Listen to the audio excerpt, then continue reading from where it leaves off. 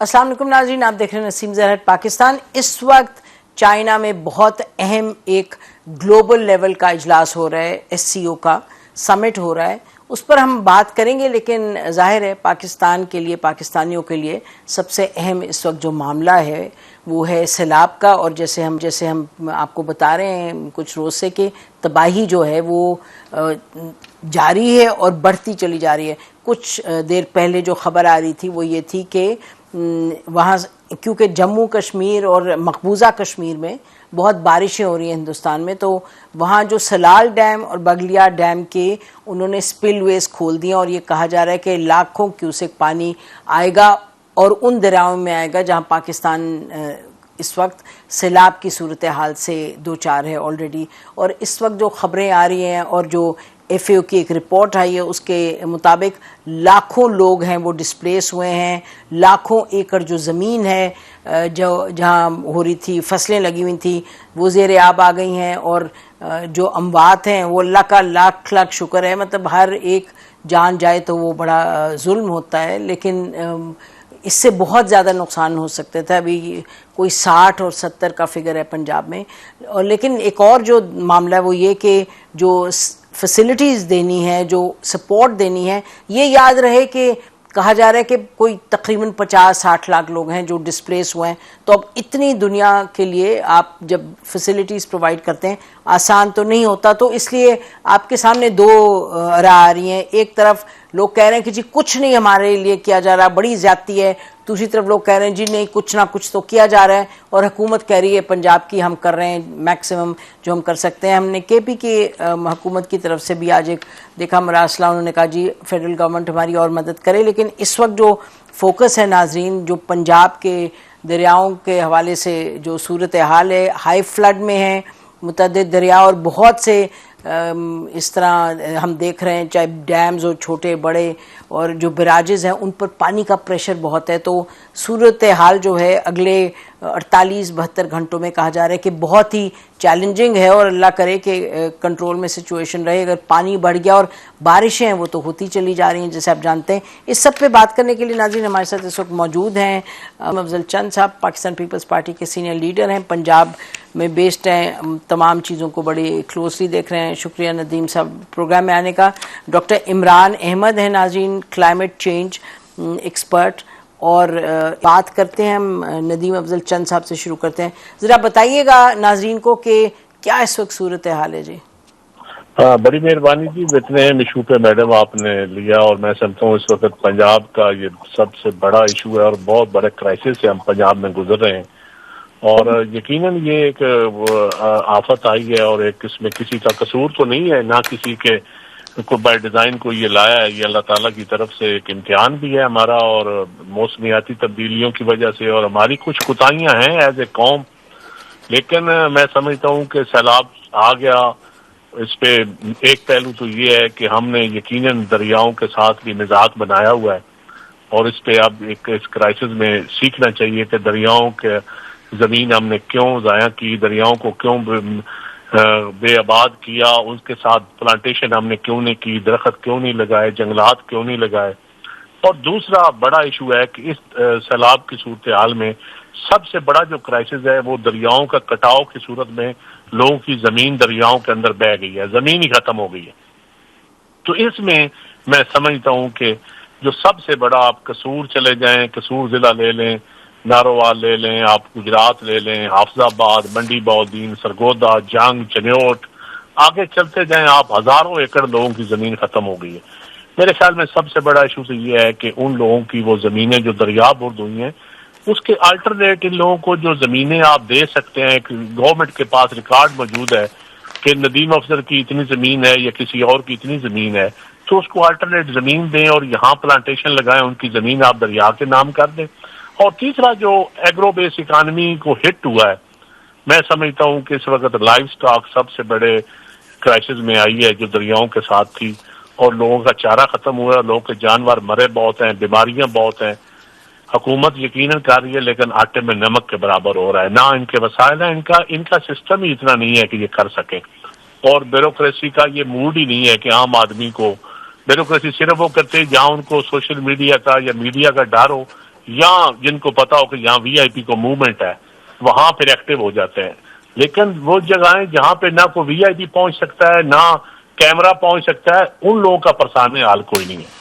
तो मेरे ख्याल में वंडा, साइलेज, खुशक चारा जानवरों को पहुंचाना, इंसानों की खुराक को छोड़े, जान इंसान तो भूखा कोई नहीं मार रहा, अल्लाह के फजल और करम से लोग एक दूसरे की मदद भी कर रहे हैं और चैरिटी वाले भी कर रहे हैं। लेकिन असल प्रॉब्लम क्राइसिस तो जानवर का है, और उसके बाद अगला क्राइसिस आएगा फसलों की तबाही का। उसमें फिर गवर्नमेंट जो भी करना चाहे, एक मैकेनिज्म बनाना पड़ेगा, पिक एंड चूज, या सिर्फ पटवारी या तहसीलदारों के रहम करम पे ना छोड़े, इस पर टेक्नोलॉजी का इस्तेमाल करके कोई कमेटियां बना के, ताकि जिनका नुकसान हुआ है उनको डायरेक्ट मिल भी जाए। वो कोरोना की तरह ना हो कि अशराफिया 1200 अरब खा जाए और गरीब काश्तकारों को कुछ ना मिले। तो और ये चौथी ये चीज है। और पांचवी, इंफ्रास्ट्रक्चर पर तबाह जो हुआ है वो बात की बात है, लेकिन मैं समझता हूँ इस वक्त तो फिल्फ और इनके लाइफ स्टॉक और उन लोगों का जो इन दरियाओं के साथ जो आबाद है, तो यहाँ जो बिल्कुल बेघर हो गए हैं, जो गरीब आदमी बेघर हो गया है, उसको भी रिहेबिलिटेशन तो अब करनी पड़ेगी। और हमें अपने जो अल्ले तल्ले हैं, जो हम अखबारात में इश्तेहारात दे के पैसे ज़ाया कर रहे हैं, दौरों पे कर रहे हैं, या और किसी माध्यम में हम इस वक्त तंजीनो और ऐश की सूरत में कर रहे हैं, मेरे ख्याल में पूरी कौम क्राइसिस में है। सारी पॉलिटिकल जमातों को, सारी पॉलिटिकल फोर्सेस को और तमाम इदारों को एक पेज पे होके इस वक्त रिहेबिलिटेशन का काम करना चाहिए। ये बताइएगा चंद साहब कि क्या ये रिहेबिलिटेशन तो जाहिर है बड़ा क्रिटिकल है, लेकिन इस वक्त तो क्राइसिस जारी है, तो अगर आप ये जरा बयान करें कि जो आज हमें फोरकास्ट मिल रहा है वो तो ये कि बारिशें भी और बहुत होनी है, और पानी आप देख लें कि इंडिया जो जम्मू से वो तो खोलेगा स्पिलवेज, वो ये तो नहीं कि वो कह रहा है पाकिस्तान जाए पानी तो तबाही पाकिस्तान में हो, लेकिन पाकिस्तान में होगी तबाही। उन्होंने तो खोलना है स्पिलवेज अपने, चाहे जो डैम्स हैं। वो शिकायत ये है कि उन्होंने हमें बताया नहीं पहले वक्त से। लेकिन मैं आपसे ये पूछ रही हूँ कि अभी तो लग रहा है कि तबाही और बढ़ेगी, खुदा न खास्ता, क्या ये बात दुरुस्त है? नहीं, मेरे ख्याल में इंशाल्लाह, क्योंकि अब लोग एक दफा संभल गए हैं, अब लोगों को पता चल गया है, जिस तरह मीडिया के जरिए गवर्नमेंट की तरफ से भी अब फोरकास्ट का पता चल गया है, तो अब लोग दरियाओं से तो वैसे ही डिस्प्लेस हो चुके हैं वहां के से। उनके माल मवेशी भी वो अपने ऊपर टिब्बों पे या अपने उन जगहों पे आ गए जहाँ सैलाब नहीं था। तो मुझे उम्मीद है कि इंशाल्लाह अब मजीद इसमें कोई नुकसान नहीं होगा। लेकिन इस वक्त हमें संभल के इदारों को, तो मैं समझता हूँ अटेंटिव, बिल्कुल होशियार रहना चाहिए और आवाम को भी होशियार करना चाहिए, ताकि कोई बड़ा हादसा ना हो या कोई बड़ा इंसानी जानी नुकसान ना हो। और बाकी तो फिर जो मेरे मालिक को मंजूर है, लेकिन मैं समझता हूँ कि इस पे थोड़ा सा गवर्नमेंट को और एक्टिव रोल अदा करना चाहिए। आप बताइए कि पंजाब में क्या आप यानी कि आप लोगों की तो एक मुत्तहदा हुकूमत, क्या मतलब आप ही की मदद से बने हुए हैं हुकूमत जो बनी हुई है? नहीं, तो हमारी मदद से ही है, हम हुकूमत का ऐसा नहीं है, हमें ये बददुआ न दें। नहीं आप नहीं, अब आप उसको नहीं आप बिल्कुल, मैं आप ना माने ना, नहीं, मैं पार्टी का सेक्रेटरी फॉर्मेशन हूँ, मैं इस पे बिल्कुल नहीं मानता कि हम इनके तादी हैं। अच्छा, आप ना माने भाई मेरे, मजबूरी की शादी है भाई मेरे, आप को बचाने के लिए भाई आप ना माने, भाई आप ना माने, प्राइम मिनिस्टर आपके वोट से बने हैं, प्रेसिडेंट इनके वोट से बने हैं, तो मैं आपकी बात, आपके मैं जज्बात को बिल्कुल मैं समझती हूँ और आई रिस्पेक्ट देम। लेकिन मैं तो बात कर रही थी जो आप भी जानते हैं, मैं भी, मुझे ये बताइए कि पंजाब में कोऑर्डिनेशन कोई हो रही है अब जब इतनी बड़ी क्राइसिस है, तो क्या आप लोग मिल के कोई और पार्टीज को बुलाया गया है जो यानी काम हो रहा है? बिल्कुल, सिर्फ सीएम साहब अपनी ब्यूरोक्रेसी या चीफ सेक्रेटरी या 2-3 जो ब्यूरोक्रेट है उनके साथ ही कोऑर्डिनेशन है। पॉलिटिकल कोई कोऑर्डिनेशन नहीं है, कोई किसी के साथ उनका राब्ता नहीं है। और पीपल्स पार्टी के साथ तो बिल्कुल हमारा गवर्नर बैठा हुआ है, उनसे पूछ लें गवर्नर के साथ वो कोऑर्डिनेशन है। वो मजबूर उनको हमारे फैसला वो हमें तादी नहीं समझते। अच्छा जी, शुक्रिया चंद साहब। अच्छा नाज़रीन, हमारे साथ इस वक्त डॉक्टर रिजवान नसीर साहब हैं, डीजी हैं रेस्क्यू के 1112 जो कि he is in the middle of all this, उनके पास आते हैं। लेकिन उससे पहले मैं चाहूँगी डॉक्टर इमरान अहमद जो क्लाइमेट चेंज के एक्सपर्ट हैं उनसे पूछें। डॉक्टर साहब, आप अभी सुन रहे हैं जो बताया जा रहा है कि बारिशें और होंगी और पानी जो इंडिया से भी आ रहा है, तो व्हाट इज़ योर असेसमेंट अगले यानी कि 48 घंटे 72 घंटों में? क्या खुदा ना खासा situation can it get worse या अब द वर्स्ट इज ओवर? शुक्रिया बहुत बहुत सिमजारा साहब। अनफॉर्चुनेटली जो आपने नक्शा भी खींचा है शायद इससे भी हॉरिबल हो जाए, स्पेशली इन सिंध। तो इसलिए कि देखें अभी जो इंडिया ने अपने स्पिलवेज खोले हैं, इवेंचुअली वो तो साउथ में नीचे आएंगे, वो KPK से होता हुआ पंजाब से होता हुआ सारे का सारा पानी इवेंचुअली सिंध में आना है, ठीक है। और जो हमारे ये जो रिवर्स हैं, 3 रिवर्स पंजाब में, ये ऑलरेडी फिल्ड है। अब ये सारे का सारा बंधन में आके इंडस से मिलेगा और फिर ये सारा पानी नीचे सिंध में आएगा। तो सिचुएशन तो बहुत ही हॉरिबल है इस वक्त। और एक बात और मैं थोड़ा सा यहाँ पे वजाहत करना चाहता हूँ कि देखिए ये जो डिजास्टर इस साल का आया है ना, ये हमारी गवर्नमेंट या हमारे लोगों का एक तो नेग्लिजेंस है ही है, लेकिन इस तरह का जो रेनफॉल और जो फ्लडिंग कंडीशंस होती हैं, ये अच्छे से अच्छा डिजाइन भी किसी भी शहर का कोई नहीं संभाल सकता।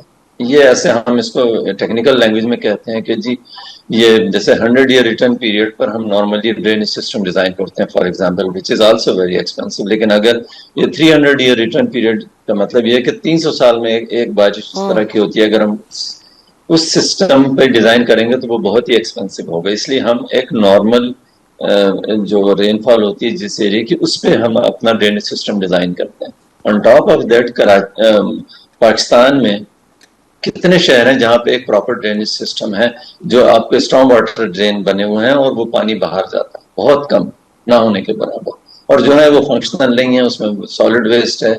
There are so many things in it. नहीं, आप ये क्लियर कर दीजिएगा कि पाकिस्तान में जो मेन शहर हैं या छोटे बड़े शहर, उधर ड्रेनेज सिस्टम आपने क्या कहा कि ये मैं समझी नहीं कि 100 सालों पे मुहित होता है, या आपने कहा जैसा जो आम शाम चलता है उस पे होता है? जरा ये क्लैरिफाई कर दें नाज़रीन के लिए। जी बिल्कुल अच्छी बात है। ये मैं फिर इसलिए कि हम नेशनल टीवी पे बैठे तो लोगों को समझने की जरूरत है कि देखिए जो जैसे हम ये कहते हैं कि कराची में 10 से 12 इंच रेन होती है साल, तो ये एक नॉर्मल प्रोसीजर है।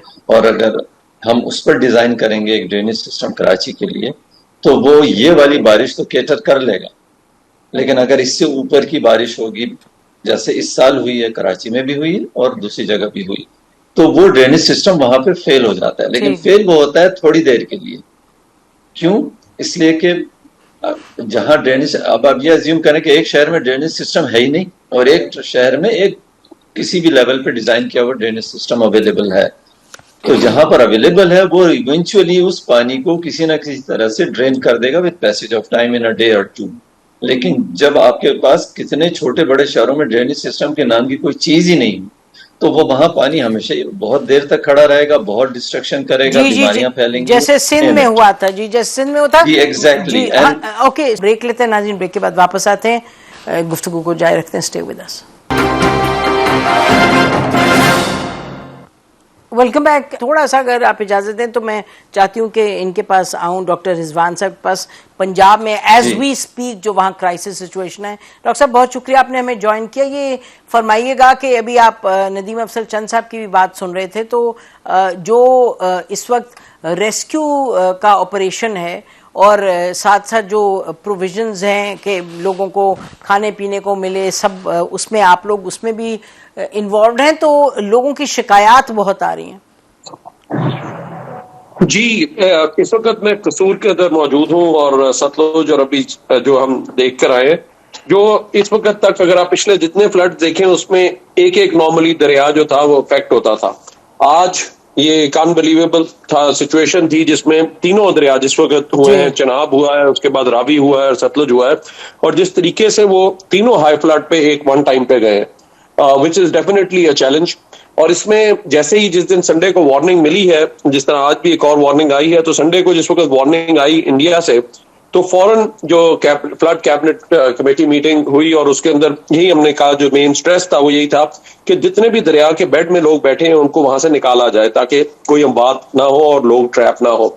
As a result of that strategy, अल्लाह का शुक्र है कि हमने चिनाब के बेड से, इसी तरह रावी से और इसी तरह सतलुज से, बिकॉज रावी और सतलुज इतने एक्टिव नहीं थे, सतलुज 2 साल पहले एक्टिव हुआ, लेकिन रावी में बहुत अरसे से इस तरह की आपको इनंडेशन और इस तरह की फ्लडिंग जो है वो नहीं देखने को मिली। लाहौर में 2 लाख से ऊपर रहना और फिर परसिस्ट करना 2 दिन, सो ये एक अजीब पैटर्न है। इसी तरह जो सियालकोट में हमने देखा कि इकट्ठा एक टाइम पे नाला डेग, फिर नाला एक, नाला पलकू, नारोवाल को उसने इफेक्ट किया और सियालकोट तो पूरा सिटी वाज इनंडेटेड बिकॉज, और फिर दरिया चनाब भी जो था वो हाई लेवल्स पे गया। तो ये हमारे लिए एक बहुत बड़ा चैलेंज था, बट अल्लाह का शुक्र है because of the timely planning and लोगों को हमने यहाँ से जो क्लियर करा लिया, तक 7.5 लाख लोगों को हमने यहाँ से निकलवाया है फ्रॉम दी रिवराइन एरिया और जो रिवर के बेड में और पॉसिबल एरियाज हो सकते हैं, और 5 लाख एनिमल्स, और जो एंड में रह गए उनको जो नहीं निकल रहे थे उनको बोट्स में भी हमने तकरीबन 1,20,000 से ज्यादा लोगों को जो है 1,24,000 लोगों को जो है हम इस वक्त बोट्स में जो है वो इवैक्यूएट कर चुके हैं, और अल्लाह का शुक्र है कि उसकी वजह से हमें उस तरह से अमवात जो है वो, ये मेरा ख्याल है ये आई थिंक ये नाज़रीन हमें एक्नॉलेज करना चाहिए कि इस हवाले से बात बिल्कुल दुरुस्त है, क्योंकि सैलाब की जो तबाही उससे आ रही है, जो अमवात वाक़े हुई हैं वो बहुत कम हुई है। फिर आई रिपीट के एक मौत भी बहुत है, लेकिन ये बहुत ज्यादा हो सकती थी। तो आई थिंक इसमें तो क्रेडिट जाना चाहिए कि जो जिस तरीके से प्रीएम्प्टिव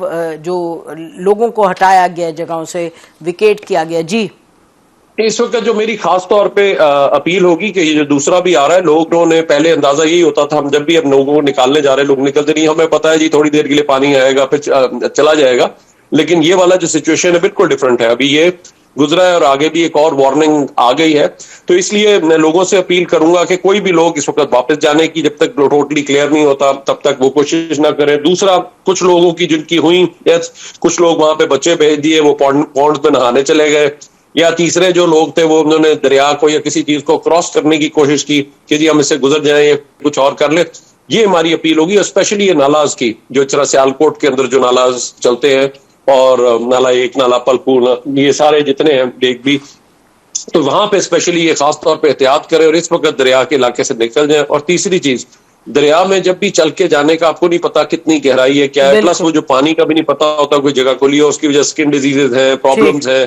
तो इस वक्त अगर थोड़ी देर के लिए वो अपनी चले जाएंगे, ज्यादातर लोग तो अपने अपने रिश्तेदारों के चले जाते हैं, खास तौर पे जो लोग फ्लड के उसमें बैठे हैं उनको ये अच्छी तरह अंदाजा है। तो इस वक्त जो हमारा फ्लड है वो गुजरने के बाद झंग में इस वक्त है, चिन्योट ब्रिज से गुजर गया है, आगे फिर ये तरेमू पे जा रहा है, अगेन झंग का एरिया जहां पे जाएगा, तो ये आपका, और इस वक्त फिर हमारा बल्लूकी के ऊपर आए है, तो ननकाना और ये सारा एरिया जो है वो उनसे खास तौर पे अपील होगी। और आगे जहां पे ये जा रहा है वहां पे भी हम खुसूसी तौर पे आगे रिक्वेस्ट करेंगे, सतलुज जिस तरह से है वहां के लोगों को आगे जो है बहावलनगर से, फिर बिहाड़ी से, भावलपुर और लोधरा भी, वहां पे भी वो एहतियात करें पूरी। डॉक्टर साहब आप बहुत अहम इंफॉर्मेशन दे रहे हैं। I would like you to, हम ब्रेक लेते हैं नाज़रीन, ब्रेक के बाद वापस आते हैं, गुफ्तगू को जारी रखते हैं। Stay with us. Welcome back नाज़रीन, हम बात कर रहे हैं इस वक्त जो पंजाब की सूरत हाल है, और आपको पता है जो खबरें आ रही हैं उसके मुताबिक आगे 2 और ऐसे रेले आएंगे पानी के, जो कि कहा जा रहा है कि they can be even more destructive. जी, डॉक्टर रिजवान नाज़रीन हमारे साथ हैं, जो 1122 के डीजी हैं रेस्क्यू के। तो ये जो basically on the four front जब लोगों को मूव करना एक जगह से, सुन रहे थे आप कि वो बता रहे, आप लोग के वो कह रहे थे कि जी लोगों को हमने टाइमली मूव किया, जिस वजह से अल्लाह का शुक्र है कि अमवात कम हुई हैं बहुत। ये बताइएगा डॉक्टर साहब, जो दे रहे हैं सपोर्ट सर्विसेज दे रहे हैं, जो लोगों को ह्यूमैनिटेरियन एड दे रहे हैं, खाने पीने का शिकायत है, आप लोग उसमें इन्वॉल्व हैं? वो कहते हैं जी कैंप्स में हम बैठे हैं, हमें मिल नहीं रहा, यानी कई जगह लोग कह रहे हैं ठीक है, लेकिन बहुत सी कंप्लेंट्स भी आ रही हैं। क्या लोग जो यानी कि और शहरी हैं या एनजीओ, सिविल सोसाइटी ग्रुप्स, वो भी इन्वॉल्व हैं लोगों को सपोर्ट देने में?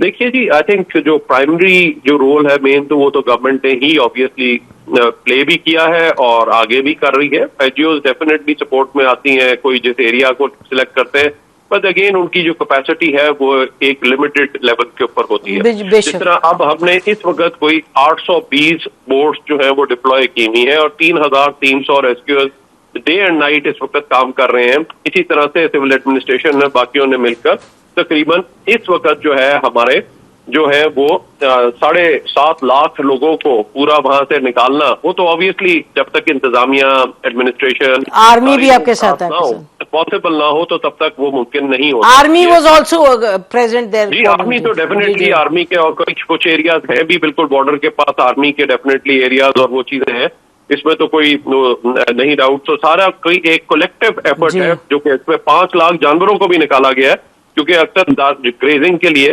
ये चारे के लिए वो जो है दरिया के बेल्ट में होते हैं, वहां पे बहुत सारे जानवर, और लोग जानवरों के बगैर निकलते भी नहीं। तो पहली हमारी अव्वलीन तरजीह जो गवर्नमेंट की वो तो यही थी कि लोगों की जिंदगियां बचाई जाए। अल्लाह का शुक्र है कि अभी वो वाला प्रोसेस जो है वो हो गया।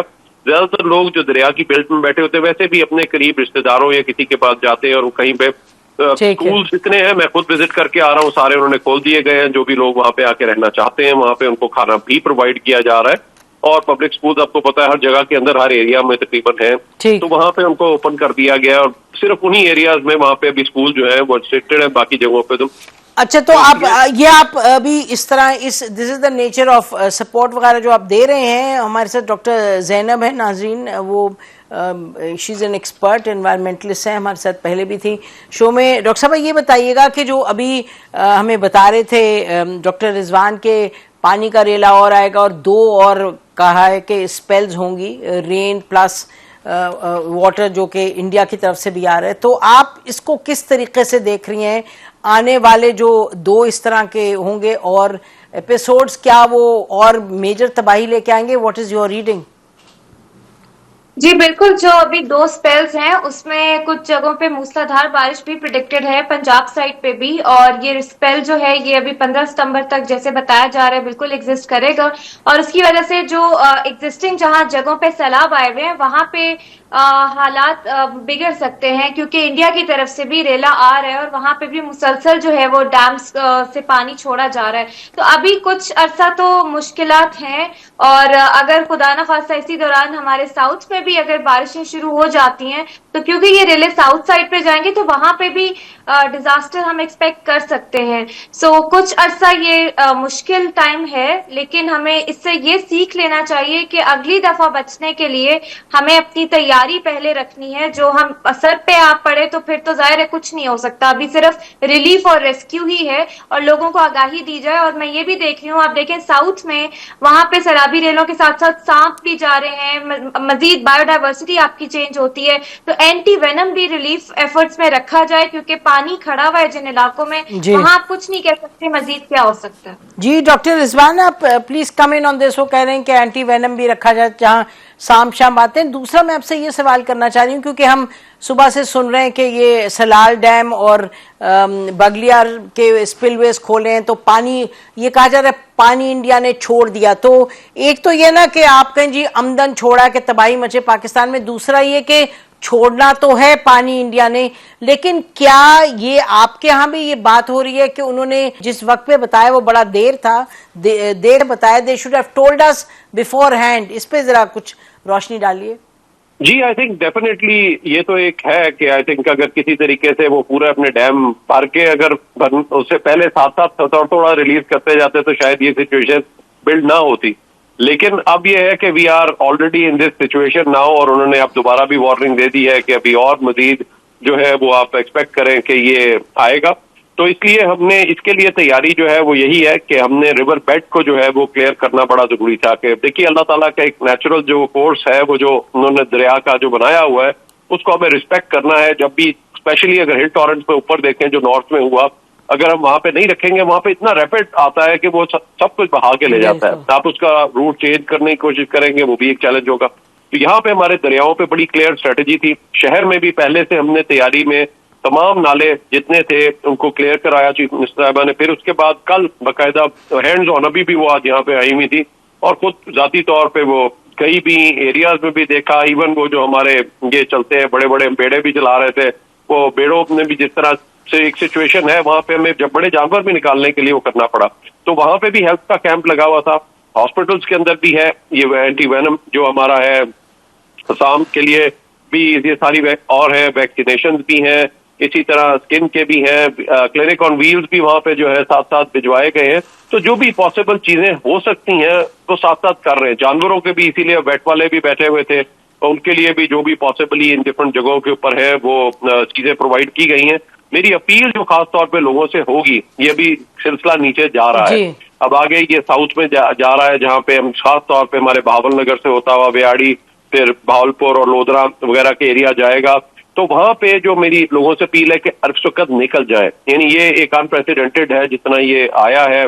3 दरियाओं में इकट्ठा, हमने कहा एक एक मैनेज करते थे, 3 दरियाओं में इकट्ठा हाई फ्लड में, तो हम दरिया के बेड में इंतजार ना करें, वहां से निकल जाए, सेफ जगहों पे चले जाए, जब हो जाए सेटल तो फिर आप दूसरा पानी में ना जाए। पानी में जो ये डिजीजेज हैं जी, अभी आपने ये जिक्र किया, लेकिन ये तो जाहिर है फिजिकली वहां मोटिवेट करना होगा जाके लोगों को, इस तरह की अनाउंसमेंट से जो नहीं निकल रहे वो तो कर रहे हैं जी, जो भी पॉसिबल हो सकता है, लेकिन उसके बावजूद इट्स अ चैलेंज। मैं अभी भी गया हुआ था, कई जगहों पे मैं गया तो उनको घर नहीं छोड़ के जा रहे थे, तो उन्होंने कहा कि लॉ एंड ऑर्डर हमारी चीजें चोरी हो जाए। कल भी मीटिंग के अंदर स्पेशली चीफ साहबा ने आईजी साहब को कहा कि जी इंश्योर करें कि जो भी लोग जा रहे हैं और उनके पीछे अगर चीजें चोरी नहीं होनी चाहिए, इस वजह से लोग नहीं छोड़ते। तो अब ये चीजें जो भी पॉसिबल हो सकती हैं वो ले रहे हैं, बट ये जितना अमाउंट ऑफ वाटर आप सोचिए, अंदाजा करें, 9 लाख क्यूसेक जो है वो गया मराला पे आ रहा है। रावी जो कि इतने अरसे से बिल्कुल हम भूल गए हुए थे कि वहां पे जो है वो वहां पे हमारा चादरा पे 2,20,000 आना, फिर उसको परसिस्ट करना, यानी वहां पे वो 2 दिन इसी तरह से सिलसिला चलता रहा और वो अब ग्रेजुअली जो है वो अब नीचे गया है। तो इसी तरह से ये एक बहुत बड़ा चैलेंज था, यानी आप गंडा सिंह वाला पे तकरीबन 2.5 लाख जो है वो, और ऊपर बीच में 345 पे गया और अब 2.5 लाख के ऊपर इस वक्त स्टेबल है। लेकिन अगर पीछे से और आती है जो है हमारी बारिशें होती हैं और पानी आता है, तो it will definitely be challenge, but शुक्र है कि ये निकल गया है, तो इंशाल्लाह उम्मीद है कि आगे देखते हैं क्या होता है। मैं very quickly last question doctor साहब, I just wanted to ask, क्योंकि क्या हम एक्सपेक्ट करें, ये जैसे सब ये कह रहे हैं कि जी रावी में बहुत अरसे के बाद इतना पानी आया है, तो क्या is it just basically very transient thing, ये आगे क्या हम 1-2 हफ्ते में क्या देखेंगे, रावी फिर से वापस सूख जाएगा? देखिए, रावी फिर से वापस, अभी तो जिस हिसाब का पानी चढ़ा हुआ है, इसको वापस सूखने में भी टाइम लगेगा। ये जो 3 दरिया आपके भरे हुए हैं, बिखर चुके हैं, ये पानी इतनी आसानी से मैदानी इलाकों से नीचे नहीं उतरता। और दूसरी बात ये कि आगे भी अभी तो हम ये देख रहे हैं कि अब जो सर्दी आने वाली है, बीच का सीजन थोड़ा शॉर्ट होगा, वहां पे ड्राई स्पेल होगा या वो भी आपका एक वेट विंटर आप देख सकते हैं, ये दोनों चीजें हो सकती हैं। सो क्योंकि 2022 में हमने देखा था सैलाबों के बाद भी सर्दी शदीद पड़ी थी और सर्दी में भी बारिशें लगी हुई थी, तो मतलब वो एक परेशानी की सिचुएशन हो सकती है। दूसरी बात ये कि अभी इसके बाद एक साइलेंट डिजास्टर शुरू होता है, जैसे कि आपके मेहमान भी बता रहे थे, डेंगू फैल रहा है और ये वाटर बॉर्न डिजीजेस फैलती हैं। इसके बाद जो लोगों की मुश्किलात पे इजाफा होता है जब पानी उतरता है, तो ये रीलोकेशन, रिहैबिलिटेशन और जो non economic loss and damage है, उस पे हमें काम करना है कि अब आगे इन लोगों को कैसे रिहैबिलिटेट करना है। That's another debate. जी, मेजर चैलेंज है। आप दोनों का बहुत शुक्रिया प्रोग्राम में आने, एक्सप्लेन करने का। सब नाज़रीन, ब्रेक लेते हैं, ब्रेक के बाद वापस आएंगे, ब्रीफली बात करेंगे SCO समिट पे। Stay with us.